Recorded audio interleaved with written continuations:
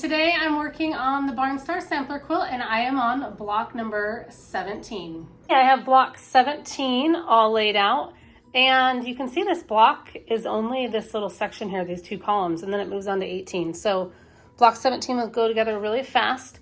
I didn't even label these because they're just flying geese units. So the instructions in the book say to take, let's see, I'm missing that one right here.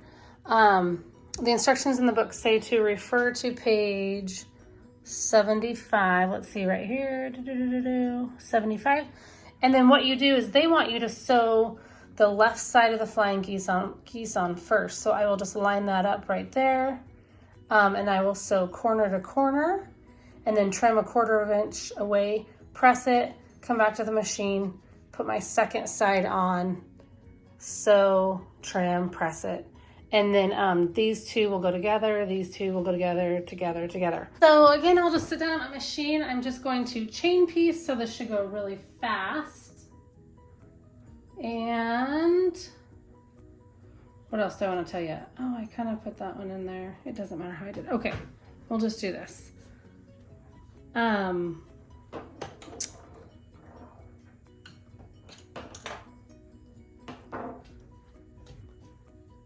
Okay, so on these, I am going to chain piece just to speed this up. And again, I'm on block 17, making flying geese units, and they'll finish at 4 by 4 inches once they're all put together.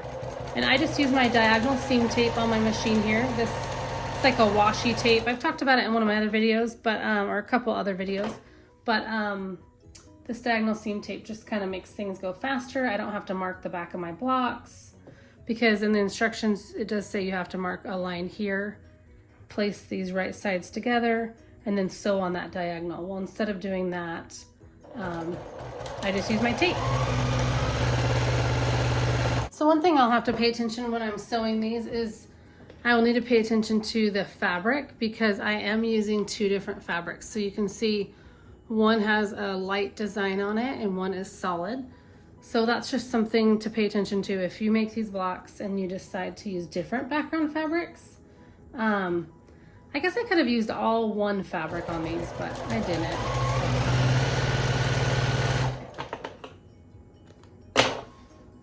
So I did the 2 units that will go together, one has the print background and one has solid. So that's how I kind of made them a little different. Because in the book they kind of show something similar, so I thought I would try to copy that in a way.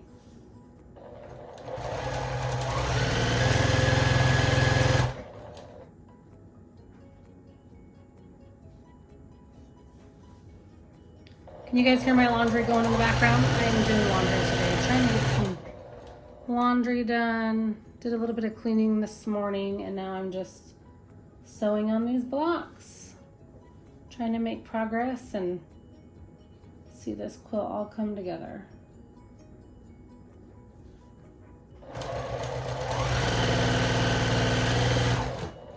Okay, so now that I have my flying geese units sewn together, I am going to put them together. Oh, that one needs to be pressed out a little more. Let me do that real quick.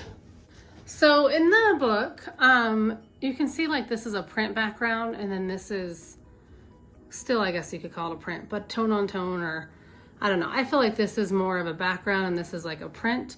So that's what I was thinking about doing. I was thinking about doing my flying geese just like that. So this is a slight print. You know, they'd probably call that a print. So this is a print and this is a solid. So I'm going to have all of my blocks look like that in the book. And then I've shared this tip before, but what I like to do when I'm sewing my flying geese units, instead of taking this like this, instead of taking the top one and put it on the bottom and then just pin it and sew, I like to look at the back side of the pointed or the intersection here. So what I will do is I will flip them like this.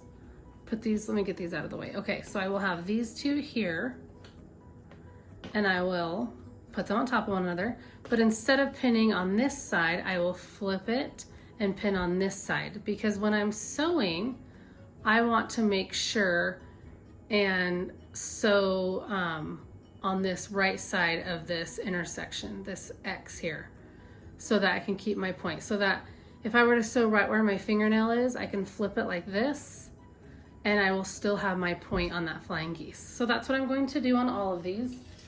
Just going to pin them and then, excuse me, pin them and then sew them.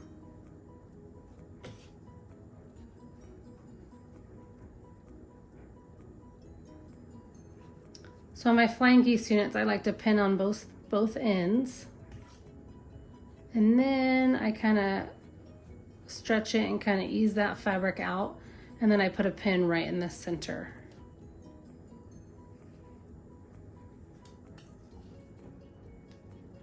So just like that. And then I'll take it and then I will sew them. So let me speed this up for you.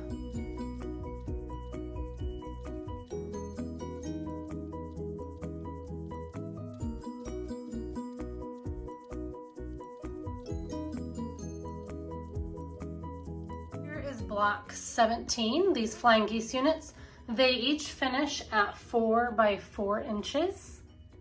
Here is the block in the book, block 17, and here are mine. Thanks for watching. See you next time.